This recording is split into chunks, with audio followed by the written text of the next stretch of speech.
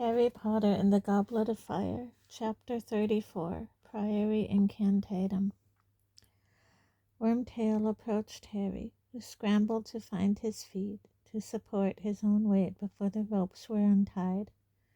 Wormtail raised his new silver hand, pulled out the wad of material gagging Harry, and then, with one swipe, cut through the bonds tying Harry to the gravestone.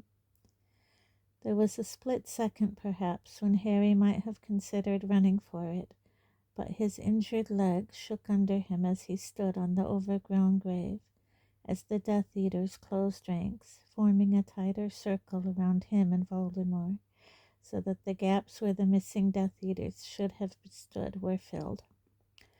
Wormtail walked out of the circle to the place where Cedric's body lay and returned with Harry's wand, which he thrust roughly into Harry's hand without looking at him. Then Wormtail resumed his place in the circle of watching Death Eaters. "You have been taught how to duel, Harry Potter," said Voldemort softly, his red eyes glinting through the darkness. At these words Harry remembered, as though from a former life, the dueling club at Hogwarts he had attended briefly 2 years ago. All he had learnt there was the disarming spell, Expelliarmus. And what use would it be, even if he could, to deprive Voldemort of his wand, when he was surrounded by Death Eaters, outnumbered by at least 30-1? He had never learnt anything that could possibly fit him for this. He knew he was facing the thing against which Moody had always warned, the unblockable Avada Kedavra curse. And Voldemort was right. His mother was not here to die for him this time. He was quite unprotected. "We bow to each other, Harry," said Voldemort, bending a little, but keeping his snake-like face upturned to Harry. "Come, the niceties must be observed. Dumbledore would like you to show manners. Bow to death, Harry." The Death Eaters were laughing again. Voldemort's lipless mouth was smiling. Harry did not bow. He was not going to let Voldemort play with him before killing him. He was not going to give him that satisfaction. "I said bow," Voldemort said, raising his wand, and Harry felt his spine curve as though a huge invisible hand was bending him ruthlessly forwards, and the Death Eaters laughed harder than ever. "Very good," said Voldemort softly, and as he raised his wand, the pressure bearing down upon Harry lifted too. "And now you face me, like a man, straight-backed and proud, the way your father died. And now we duel." Voldemort raised his wand, and before Harry could do anything to defend himself, before he could even move, he had been hit again by the Cruciatus curse. The pain was so intense, so all-consuming, that he no longer knew where he was. White-hot knives were piercing every inch of his skin. His head was surely going to burst with pain. He was screaming more loudly than he'd ever screamed in his life. And then it stopped. Harry rolled over and scrambled to his feet.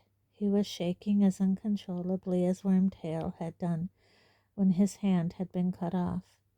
He staggered sideways into the wall of watching Death Eaters, and they pushed him away, back towards Voldemort.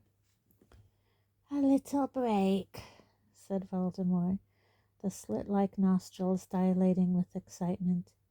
"A little pause. That hurt, didn't it, Harry?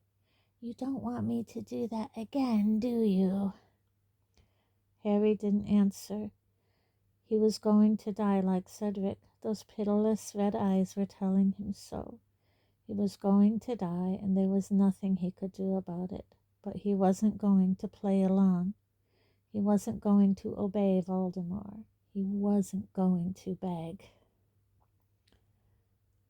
"I asked you whether you want me to do that again," said Voldemort softly. "Answer me, Imperio."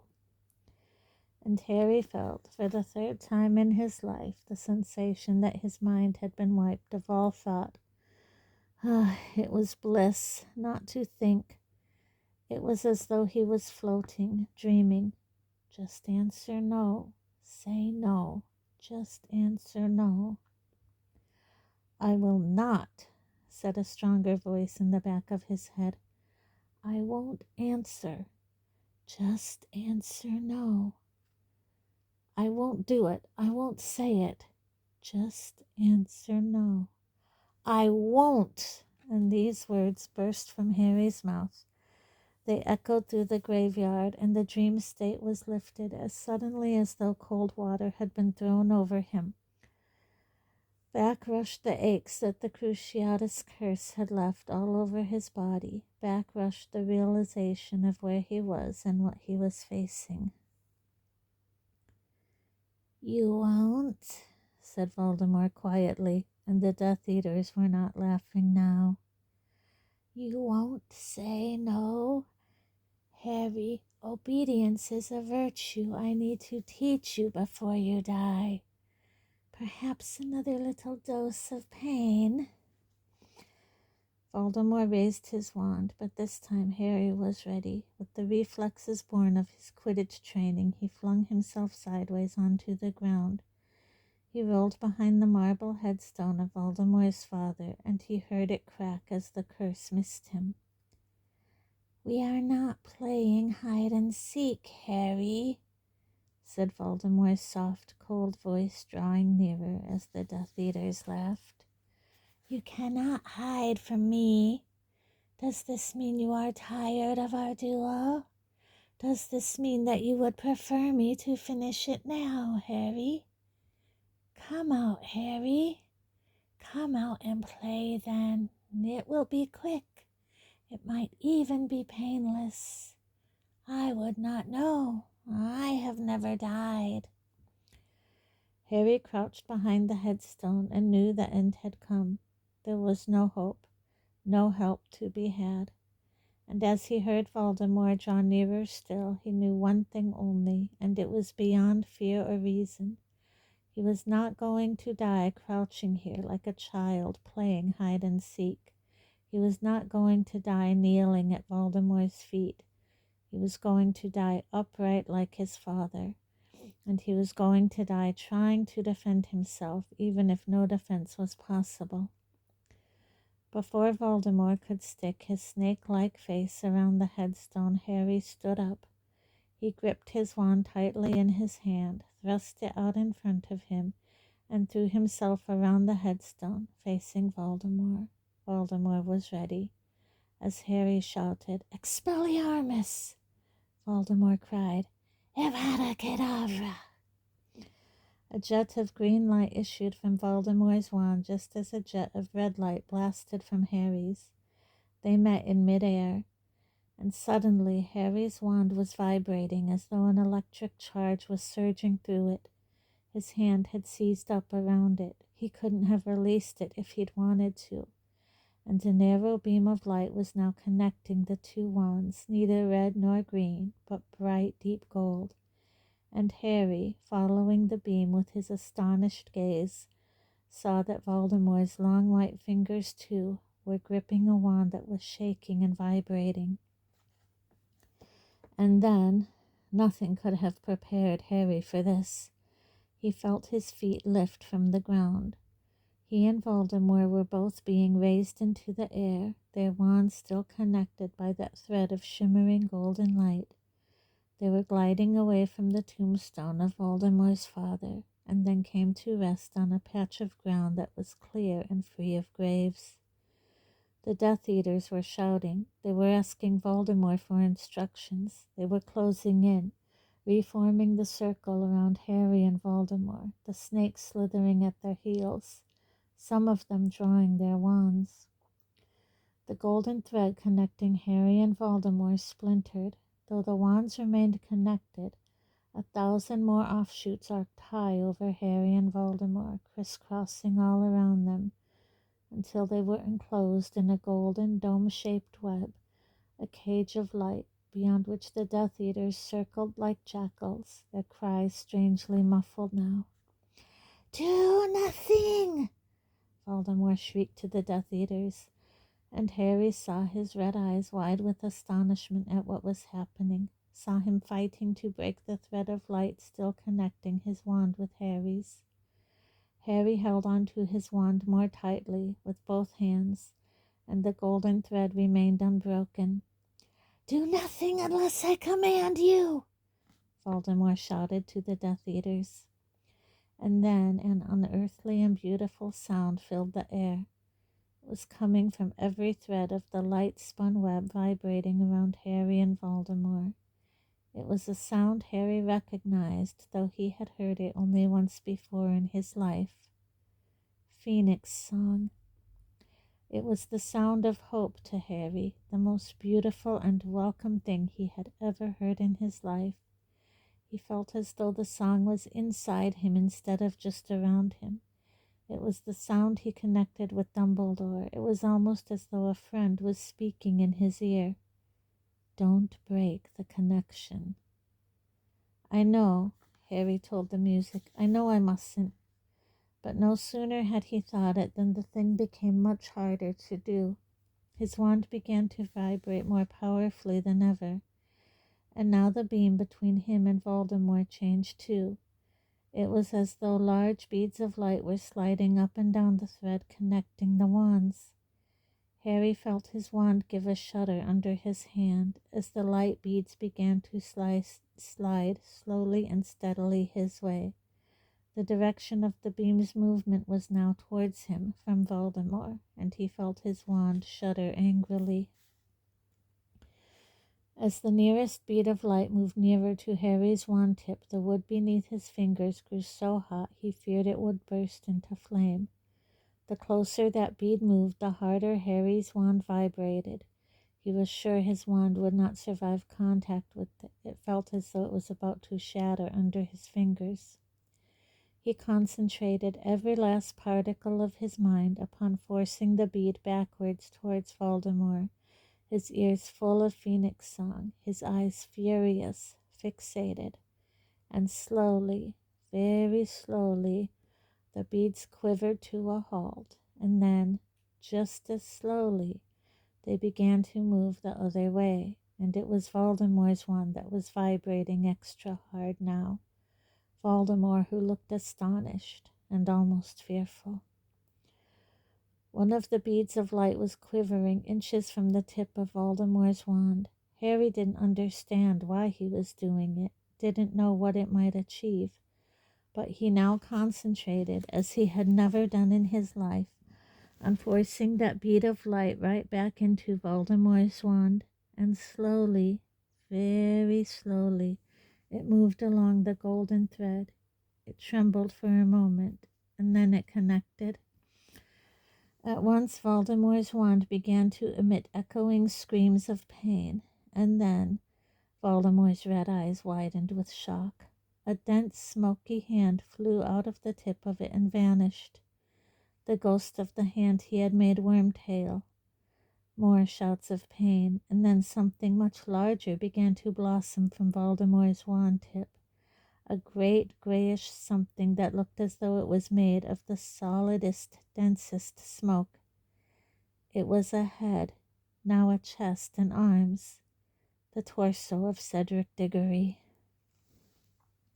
If ever Harry might have released his wand from shock, it would have been then, but instinct kept him clutching his wand tightly, so that the thread of golden light remained unbroken, even though the thick gray ghost of Cedric Diggory, was it a ghost? It looked so solid, emerged in its entirety from the end of Voldemort's wand, as though it was squeezing itself out of a very narrow tunnel, and the shade of Cedric stood up and looked up and down the golden thread of light and spoke.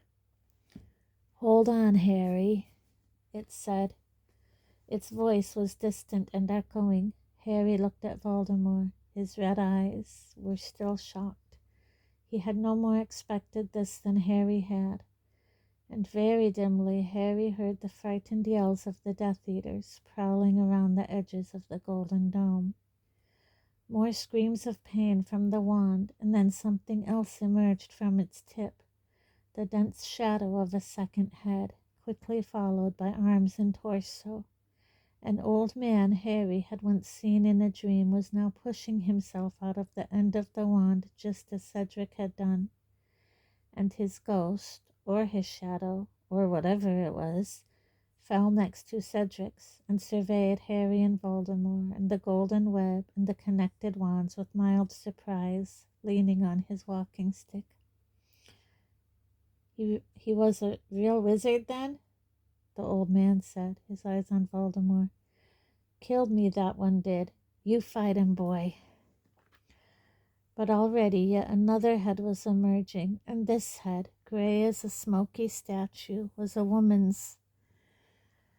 Harry, both arms shaking now as he fought to keep his wand still, saw her drop to the ground and straighten up like the others, staring.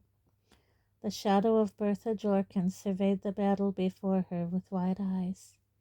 "Don't let go now," she cried, and her voice echoed like Cedric's, as though from very far away. "Don't let him get you, Harry. Don't let go."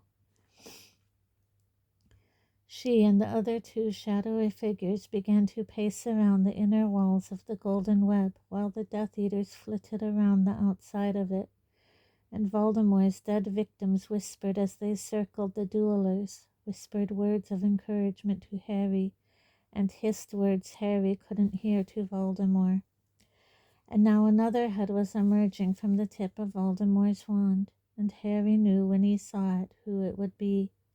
He knew, as though he had expected it from the moment when Cedric had appeared from the wand, knew, because the woman appearing was the one he'd thought of more than any other tonight. The smoky shadow of a young woman with long hair fell to the ground as Bertha had done, straightened up and looked at him. And Harry, his arms shaking madly now, looked back into the ghostly face of his mother. "Your father's coming," she said quietly. "He wants to see you. It will be all right. Hold on." And he came, first his head, then his body, tall and untidy-haired like Harry. The smoky, shadowy form of James Potter blossomed from the end of Voldemort's wand, fell to the ground, and straightened like his wife. He walked close to Harry, looking down at him, and he spoke in the same distant echoing voice as the others, but quietly, so that Voldemort, his face now livid with fear as his victims prowled around him, could not hear. "When the connection is broken, we will linger for only moments, but we will give you time. You must get to the port key. It will return you to Hogwarts. Do you understand, Harry?" "Yes," Harry gasped, fighting now to keep a hold on his wand, which was slipping and sliding beneath his fingers. "Harry," whispered the figure of Cedric, "take my body back, will you? Take my body back to my parents." "I will," said Harry, his face screwed up with the effort of holding the wand. "Do it now," whispered his father's voice. "Be ready to run. Do it now." "Now!" Harry yelled. He didn't think he could have held on for another moment anyway. He pulled his wand upwards with an almighty wrench, and the golden thread broke, the cage of light vanished, the phoenix song died, but the shadowy figures of Voldemort's victims did not disappear. They were closing in upon Voldemort, shielding Harry from his gaze. And Harry ran as he had never run in his life, knocking two stunned Death Eaters aside as he passed. He zigzagged behind headstones, feeling their curses following him, hearing them hit the headstones.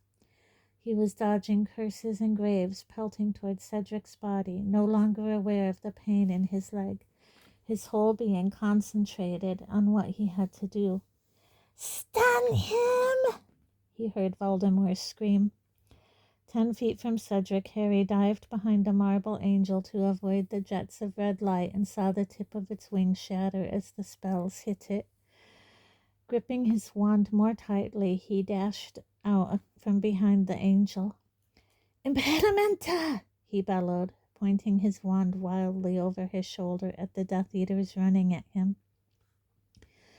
From a muffled yell, he thought he had stopped at least one of them, but there was no time to turn and look.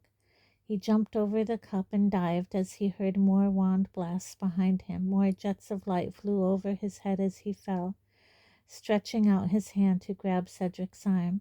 Stand aside! I will kill him! He is mine! Shrieked Voldemort. Harry's hand had closed on Cedric's wrist. One tombstone stood between him and Voldemort, but Cedric was too heavy to carry, and the cup was out of reach. Voldemort's red eyes flamed in the darkness. Harry saw his mouth curl into a smile, saw him raise his wand. Accio! Harry yelled, pointing his wand at the Triwizard Cup. It flew into the air and soared towards him. Harry caught it by the handle. He heard Voldemort's scream of fury at the same moment as he felt the jerk behind his navel that meant the portkey had worked. It was speeding him away in a whirl of wind and color, Cedric along with him. They were going back.